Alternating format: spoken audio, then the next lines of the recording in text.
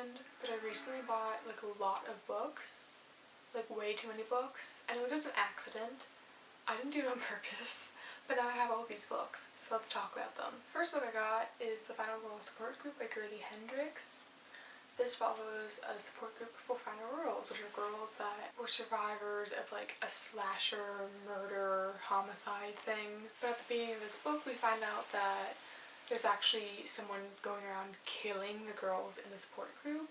So we follow our main character Lynette as she tries to figure out what's going on, as she tries to get herself to safety, as she tries to save her friends. For some reason I've been wanting to read this for a really long time, so I was super hyped when I saw it on the website. The beginning ones are from Book Outlet, which also explains why I got so many, because I just cannot control myself when books are that cheap. I actually accidentally bought two of these. One is a hardcover, one's paperback, but I'm only going to keep the paperback, so I'm not going to bother with the hardcover. But yeah, this is book number 1. I also got Tessa Moshfegh's Death in Her Hands. I've had a very mixed time with the Tessa Moshfegh.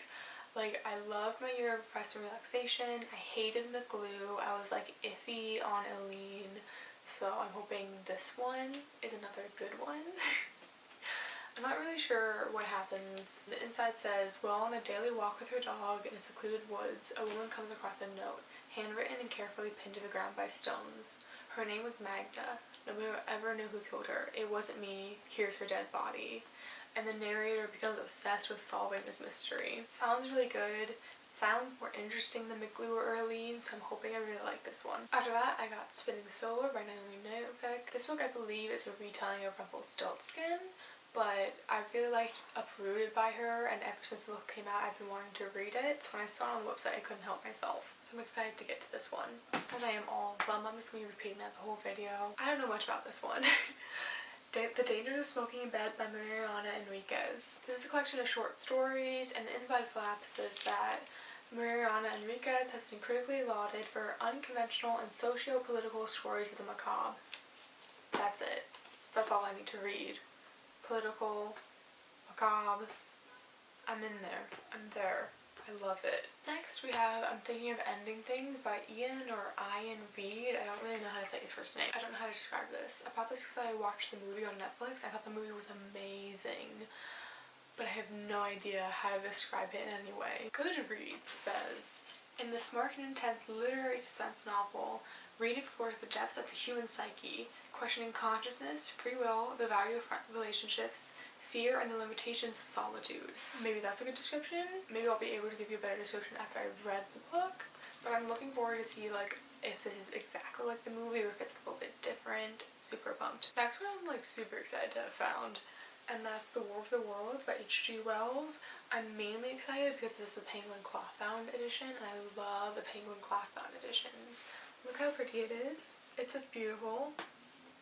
And it was like $6, and these editions are usually much more expensive than that, so this was a real steal. I've also been getting into sci-fi lately, so it'll be fun to read a classic sci-fi and see what I think. But this book basically follows Earth, and Martians come down and they start a war, and humans kind of have to reconcile that Earth might end and it might be the beginning of Martian rule. Sounds cool. I'm into it. After that, I got The Dragon Republic by R.F. Kuang. This is the second book in the Poppy War series, which I read. I read the first book a very long time ago, so I'm hoping I remember it. I'm hoping it comes back to me. I can't describe this book, obviously. The Poppy War is also very hard to describe. There's a theme here. Poppy War basically follows like a peasant girl who aces this empire-wide test to get into the academies, and she ends up going to this really prestigious military school.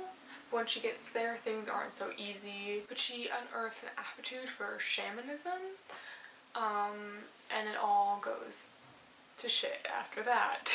It's inspired by like China's 20th century, and it's filled with treachery and magic. I love the first book and I want to continue, so I'm glad to have this one in my life, and I hope I can finish the series because that'd be really fun. I haven't read a series in such a long time. Next is a book I've heard a lot of praise for, The White Book by Hong King. My edition came like really dirty, which I'm bummed about, but I hope I can just clean that up. Basically, this book is a haunting lyrical meditation on the color white, as well as a fictional journey inspired by an older sister who died in her mother's arms a few hours old. The narrator grapples with the repercussions of this event and its echoes in her own life, while at a writer's residence in snowy Warsaw. I just think it's really cool that the whole book is dedicated to the color white. I want to see how she does that. I'm really interested, and I've heard nothing but really good things about this book, so I'm really excited. The last book from Book Outlet is If We Were Villains by M.L. Rio. I picked this one up because I want to try some dark academia. I think I want to do a video about that. I think it would be fun. I don't know too much about this book. The back says that on the day Oliver Marks is released from jail, the man who put him there is waiting at the door. Detective Colburn wants to know the truth, and after 10 years, Oliver is finally ready to tell it. It says that he was one of 7 young Shakespearean actors at a classical conservatory, and his friends played the same roles on stage and off: hero, villain, tyrant, temptress, ingenuine, extra. But in their 4th and final year, good-natured rivalries turn ugly, and on opening night, real violence invades the students' world of make-believe. Sounds really interesting.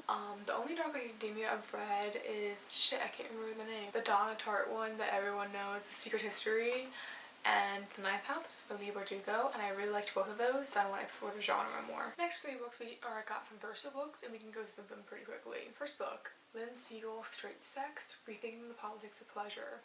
I've never read anything on the subject. I thought it sounded really interesting, so I picked it up. Trans, a memoir by Juliette Jacques. This is a memoir about a trans woman. I've realized I don't have a lot about gender on my shelf, especially not about like trans people, so I wanted to give this a shot. I also love memoirs. And lastly, Abolish the Family, a manifesto for care and liberation by Sophie Lewis. I've heard people like on Twitter talking about abolishing the family. I have no idea what that is, so I wanted to learn about the subject. Then we have a few books from Book Depository. First book by Rebecca Ocasey is A Seaplane on Final Approach. I don't know much about this book. I know that Carmen Maria Machado really likes it, so I bought it. The flap says, Mira is a young woman gleefully building a theory of what constitutes sleaze.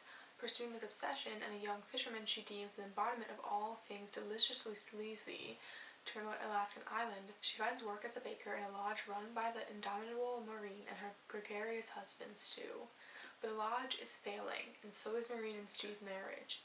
As the summer wears on, Mira finds herself enmeshed in a wilderness of conflicted human desire, and as she nurses her erotic obsessions, the other employees at the lodge are making plans and taking steps that will tear apart the island's seeming paradise. Sounds like a lot, but also sounds very, very interesting. I'm excited to give this one a go. I've got 2 really small ones that I don't know too much about.